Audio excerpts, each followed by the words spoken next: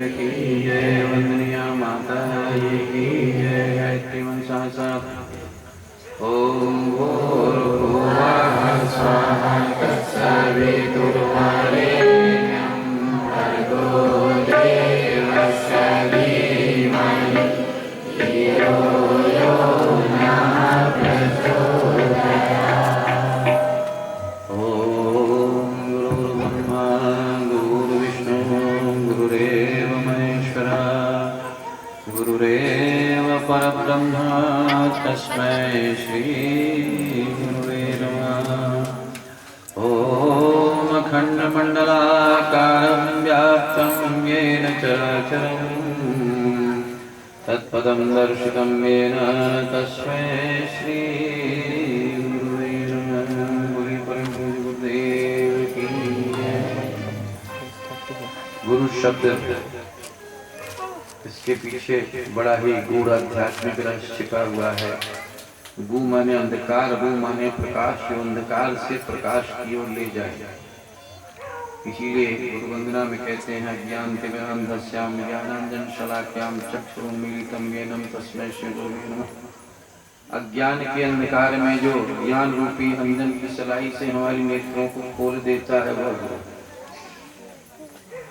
यहाँ दीप यज्ञ सामान्य रूप में दीप यज्ञ कहा जाता है, लेकिन यह सहस्त्रवेदीय दिव्य ज्योति अवतरण महा आरती है। आप सब आरती का थाल सजा करके आई हैं। 33 कोटि देवता यहाँ पर विराजमान हैं। उनकी आरती उतारना है। कैसे उतारेंगे? दीप जला के उतारेंगे। दिक्कत इस बात की है कि बाहर का दीपक तो सब लोग जला लेते हैं, लेकिन भीतर का दीपक जो है वो कोई ही जला पाता है। अगर आपने इस बाहर के दीप जलाने के साथ साथ भीतर के दीप को भी जला लिया तो आपका जीवन धन्य हो जाएगा। जब साधना उपासना से जुड़ते हैं, ईश्वर के अनुशासन को मानते हैं, तो आपके जीवन में चमत्कारिक परिवर्तन होता हुआ चला जाता है। मैं हमेशा ये कहता हूँ, गायत्री साधना आपको उस परमात्मा चेतना से कनेक्ट कर देती है, जोड़ देती है। या आपके घर में बिजली की सप्लाई आ जाती है। जब नहीं थी, आज से 20, 25, 30 साल पहले उस ढंग से बिजली सप्लाई नहीं हुआ करती थी, लोग परेशान रहते। लेकिन अब 24 घंटे में 22-23 घंटा तो बिजली यहाँ रहती ही है। कितनी खुशहाली। तो आपके भीतर भी उस दिव्य चेतना का प्रकाश अवतरित हो जाए तो 24 घंटे अंजोर हो जाएगा ना। लागे बड़ी ज्योति अंजोर हो जाई, दुख के अनहरिया बीती घोर हो जाई। घरे घरे बाजी हो बधाई है, सखी नवयुग आवे वाला बा। चल सखी मंगल दीप जलाई, नवयुग आवे वाला बा। मंगल दीप जलाने के लिए आए।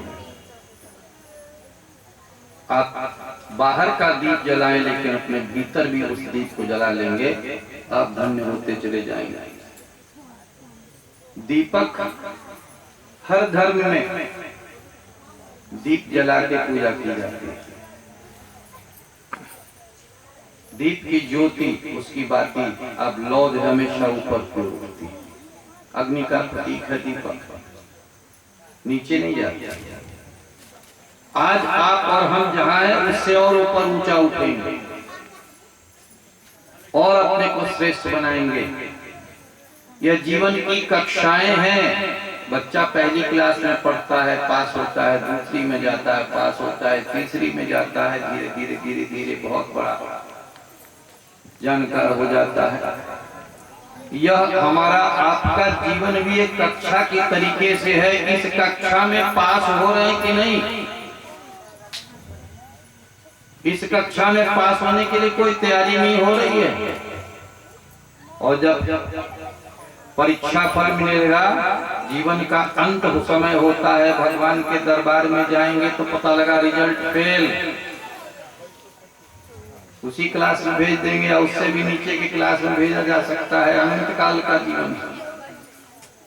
तो इसलिए दीपक की लौ की प्रकाश जब भी आप अपने पूजा वेदी पर दीप जलाते हैं, ध्यान रखें कि हमें अपने को सर्वश्रेष्ठ बनाना है। हमारे अंदर जो कमियां हैं उसको दूर करते हुए आज से कल हम और सुंदर बनेंगे और सर्वगुण संपन्न बनेंगे, परसों और श्रेष्ठ बनेंगे। आपका जीवन सार्थक हो जाएगा। इन्होंने शुरुआत की पवित्रता मम मनः काय अंतःकरणे संविशेत, शरीर मन अंतःकरण में हमारी यह पवित्रता का संचार हो जाए, ओतप्रोत हो जाए। आप पात्र में जल भरते हैं, गिलास में लोटे में लबालब भरा हुआ हो, एक बूंद डाले तो छलक के बाहर गिर जाएगा, उसमें गुंजाइश ही नहीं है। आपके हमारे जीवन में पवित्रता वैसी आ जाए, उसके लिए प्रयत्नशील रहिए। और अगर यह पवित्रता जैसे जैसे जीवन में आने लग जाती है तो पवित्रता नह सन्मार्गम नये।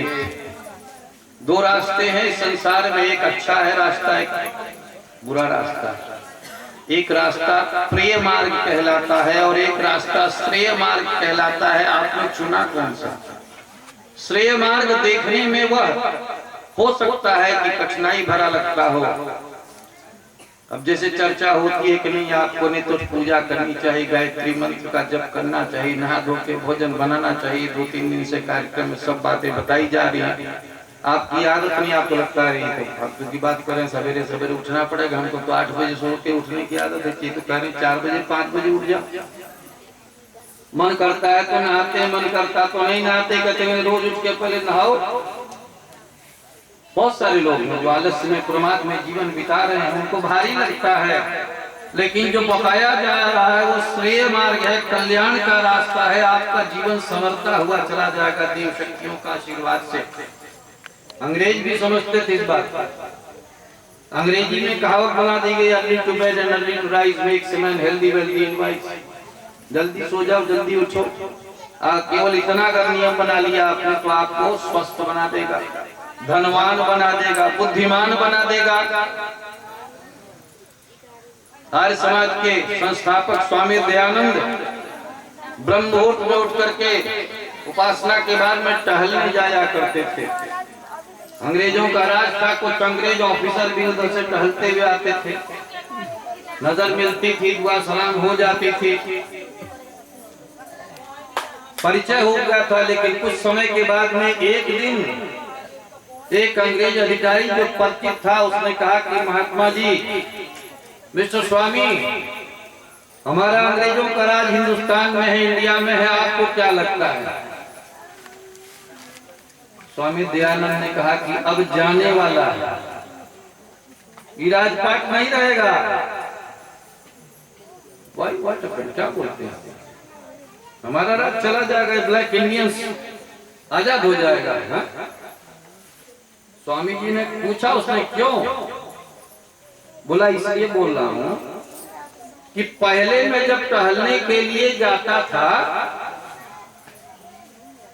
तो आप लोग टहल के वापस लौटते हुए मिलते थे, नहीं हमसे भी पहले उठते थे आप। और अब मैं जब टहल के लौट रहा होता हूँ तब आप टहलते हुए दिखाई देते हैं। आलस्य प्रमाद प्रवेश कर गया है, अब आपका राजपाट नहीं रहेगा।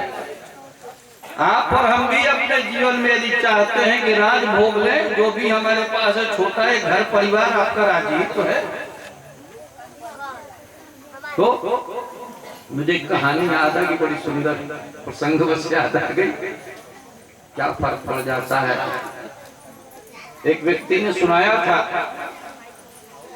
पुराने समय में एक बुजुर्ग व्यक्ति जो है उसे अपने बच्ची की शादी करनी थी। गर्मी के दिन थे, लोग गांव-गांव घूमा करते थे, जहां पता लगता था जाते थे। चिलचिलाती धूप में वो बुजुर्ग व्यक्ति चला जा रहा था। दूर जो है एक विशाल बरगद का पेड़ था, उसके नीचे छांव में कुछ चरवाहे, कुछ युवक थे, गाय भैंस चराने वाले वहीं खेल भी रहे थे। वो भी बूढ़ा आदमी जा करके वहां बैठ गया बरगद की छांव। जब वहां छांव में बैठ गया तो थका मांदा था, सिर पर हाथ रख के बैठा हुआ। एक किशोर उम्र का युवा जो है उसने देखा कि बूढ़ा बाबा ऐसे बैठा हुआ, क्यों बाबा क्या बात है, क्यों ऐसे बैठे? बच्चा क्या बताए? मुझे अपनी बेटी की शादी करनी है, मैं इधर उधर गांव में घूम रहा हूँ, कोई मुझे ढंग का लड़का नहीं मिल रहा है, कहीं बात जंच नहीं रही है, इसीलिए थोड़ा परेशान। वो लड़का क्या बोलता है, बाबा ये जो लड़के इनमें से कोई पसंद है आपको?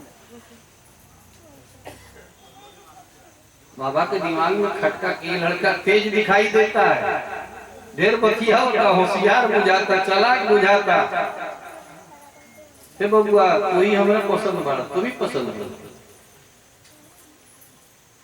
लड़का बोला ठीक है, मैं आपकी लड़की की शादी करूंगा, लेकिन आप अपनी बेटी से एक सवाल जाके पूछ के आइए। तो भोजपुरी में है कि पूछिएगा कि तोरा सोते उठे आवेला। सोना और उठना जागना आता है। तो बूढ़ा आदमी बोलता है कि बेटा ये क्या होता है, जाइए पूछिए। गया अपने घर, पत्नी आई, बातचीत होने लगी, देखो ना ऐसे ऐसे गए थे, कहीं बात हो नहीं पाई, जगह बैठे थे, एक लड़का ऐसे बोला कि हम शादी करने के लिए तैयार हैं, लेकिन बेटी से पूछिएगा कि सुते उठे आवेला, उनको ना बुझाए, लेकिन बेटिया कान लगा कर सुनत रहे। सब बच्ची को उत्सुकता होती है, शादी की बात हो रही, कहाँ क्या बात हुई, बेटी ने सुन लिया, उसने कहा पिताजी घबराइए नहीं, हमरा सुनते उठे आ गया। जाको बाकी हमरो एगो सवाल बा कि पूछब वहां से जाके कि उनका बोले बैठे आवे, ये बेटा ई का मतलब हो, ई का मतलब जाई पूछे। गए बाबा, फिर वहां गए, फिर वो लड़का मिला, बेटा वो बोली है मेरी बेटी की सूते उठे आवेला, पूछली है कि तारा बोले बैठे आवेला, तो कहलक कि हमरो बोले बैठे आवेला।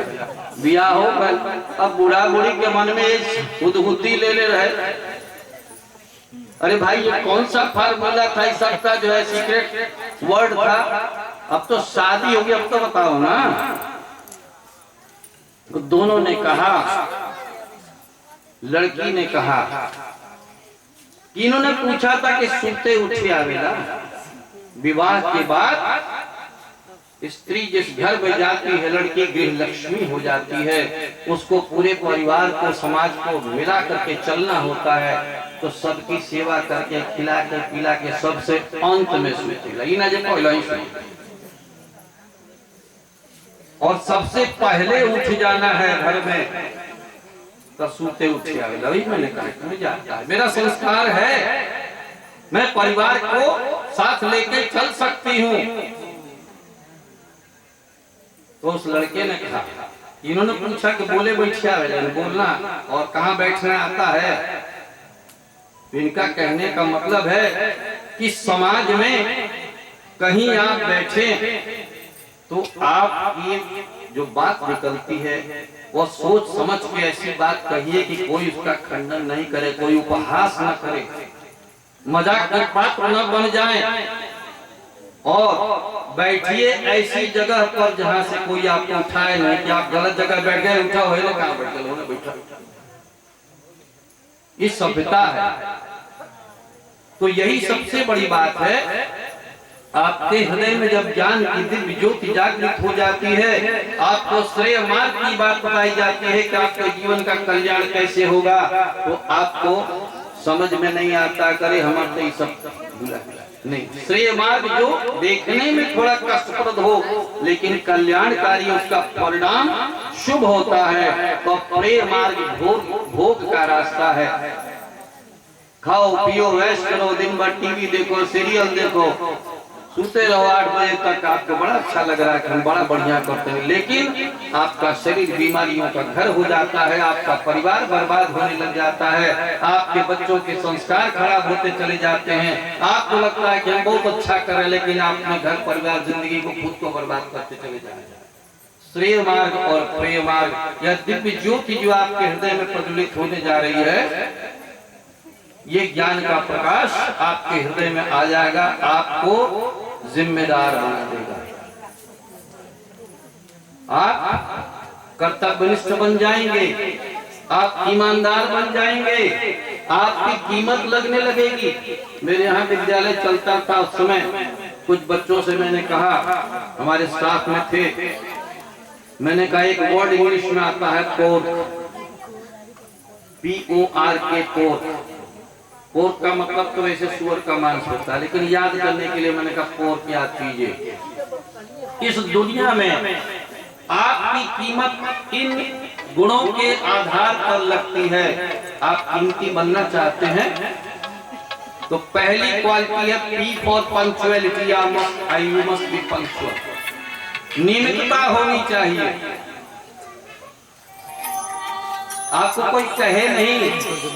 अभी हमारे यहाँ पर शाम को कामाख्या जी से बात हो रही थी, बोले सब बच्चों के अंदर में उत्साह है, सब आके सब संभाल दे रहा है, हमको कुछ कहने की जरूरत नहीं पड़ रही। उन्होंने कहा देखो ये सब दैवी कृपा है, दैवी कृपा हो जाएगी, आप पंक्चुअल हो जाओगे। ओ फॉर ओबीडियंसी, अनुशासन, आज्ञाकारिता, आप अनुशासित हो जाएंगे। जिसको जो जिम्मेदारी बताई जाए, काम बताया जा रहा करते हैं, बहानेबाजी नहीं चलते। आप फॉर रेस्पॉन्सिबिलिटी, जिम्मेदारी आ जाती है। और के फॉर नॉलेज, ज्ञान हमेशा अर्जित करते रहते हैं, हम भी सीखते रहते हैं। ये हमारे भांजे हैं, बचपन से रहे हमारे साथ में, कभी कभी ये बोलते धारा प्रवाह को कुछ कुछ मुझे भी सीखने को मिल जाता है। ज्ञान कहीं से भी मिल सकता है, जीवन भर मरते दम तक सीखा जाता है। और जो सीखा है अच्छी बात उसको सिखाइए। ज्ञान बांटने से बढ़ता है। 42 साल से बांट रहा हूँ, जितना बांट रहा हूँ उतना बढ़ता चला गया, घटा ही नहीं। और आप जो है सुनते हैं, समझते हैं, लेकिन किसी को बताते हैं तो वो लगे से गायब हो जाए। सिस्टम यही है। मेरे मन में कोई विचार उभरता है तो मेरे पास कोई होता है, मेरे घर में परिवार में कोई मुझसे बात कर लेता है, वो जो थॉट वेव थी उसको मैंने कैच कर लिया। कोई नहीं है तो डायरी में नोट कर लिया। ईश्वर की कृपा शुभ विचारों के रूप में आती है, सद्विचारों के रूप में आती है, वो सत्कर्म में परिणित होती चली जाती है। ये दीप ज्योति आप जला रहे हैं, यह अग्नि का प्रतीक जो है, अग्नि क्या करती है, अग्नि के में जो कुछ भी आता है उसको आग बना लेती है। लकड़ी डाला, आग बन गई। आग तो लकड़ी नहीं बनी ना। हम इस गांव में 34 वर्ष पहले आए थे, क्या था, कुछ नहीं। आज हमारे साथ इतने लोग बैठे हुए। अमेरिका के एक दार्शनिक संत का वचन है, संत इमर्सन, कि मुझे नर्क में भेज तो मैं अपना स्वर्ग वही बना लूंगा। यहाँ आपको स्वर्ग दिखाई दे रहा है ना। ये जंगल में मंगल हो गया ना। 10 दिन पहले, 15 दिन पहले आए होते तो ये आपको जंगल दिखाई देता, लेकिन इस जंगल में मंगल हो रहा, स्वर्ग बन गया, क्योंकि एक व्यक्ति के हृदय में वो संकल्प भर करके आ गया। उसके हृदय में अज्ञान की ज्योति, दिव्य ज्योति प्रज्वलित हो गई कि नहीं, मुझे गायत्री माता का ये करना है, यज्ञ करना है। इसी भाव से आप सब आज दीप जलाएंगे, इसी भाव से देव शक्तियों की आप आरती उतारेंगे, भाव श्रद्धा से कि प्रभु ये जो बाहर में जो प्रकाश फैला है वो आपकी उस चेतना का प्रकाश हमारे हृदय में अवतरित हो जाए। इसलिए यहाँ लिखा हुआ है, दिव्य शक्ति अवतरण साधना सुरक्षा चक्र अभियान। आपके हृदय में देव शक्ति का अवतरण हो जाए, आपके जीवन में, आपके घर में, परिवार में जो है उस दिव्य शक्ति का सुरक्षा चक्र का घेरा बन जाए, सुख सौभाग्य की वृद्धि होने लगी। इसलिए अभियान चलाया जा रहा है जन जन में। बोले गायत्री माता की। अब दीप प्रज्वलन करेंगे मंत्र के माध्यम से। हमारी स्वयं सेवक बालिकाएं और भी भाई लोग, 2-2 आदमी इस टेबल पर, हर एक टेबल पर 2 आदमी इधर भी हो जाएंगे। वहां पर मोमबत्ती के पैकेट रखा